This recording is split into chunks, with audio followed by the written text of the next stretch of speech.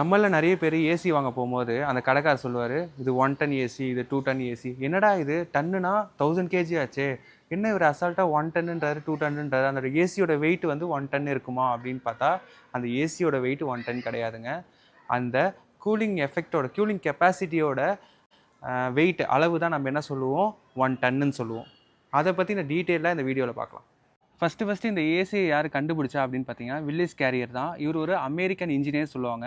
அவங்க மக்களிடையே ஒரு பழக்கம் இருந்தது. அது என்ன பழக்கம் அப்படின்னு பார்த்தீங்கன்னா, ஏசிய கண்டுபிடிக்கிறதுக்கு முன்னாடி என்ன பண்ணாங்கன்னா, ஆற்றோரமா இருக்க ஐஸ் கட்டிகள என்ன பண்ணுவாங்க, சிறிய சிறிய துண்டுகளா வெட்டி, அவங்களோட வீட்டோட மேற்கூரையில வந்து அமைப்பாங்க. இது சம்மர் சீசன்ல பார்த்தீங்கன்னா, அந்த வீடே வந்து கூலிங்கா தெரியும். சரி, இந்த டன் எப்படி வந்தது அப்படின்னு பார்த்தீங்கன்னா, அந்த ஐஸ் கியூப்ஸ்லாம் இருக்குல்ல, 1 டன் ஐஸ் கியூப் வந்து உருகுறதுக்கு எவ்வளோ ஹீட் எனர்ஜி தேவைப்படும்?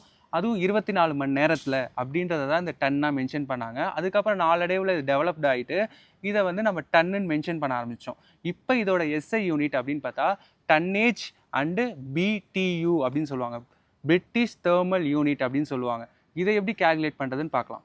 1 டன் ஏசிக்கு is equal to 12,000 British thermal unit அப்படின்ற பட்சத்தில் இதை கால்குலேட் பண்ணலாம். ஃபார் எக்ஸாம்பிள் உங்கள் வீட்டில் இப்போ ஏசி போடணும் அப்படின்னு பார்த்தீங்கன்னா, ஒரு ஸ்கொயர் ஃபீட்டுக்கு 20 தெர்மல் யூனிட் வந்து நீங்கள் இது பண்ணுற மாதிரி இருக்கும். அப்போ உங்கள் ரூமோட கெப்பாசிட்டிக்கு ஏற்ற மாதிரி இந்த டன்ஸ் வந்து வேரி ஆகும்.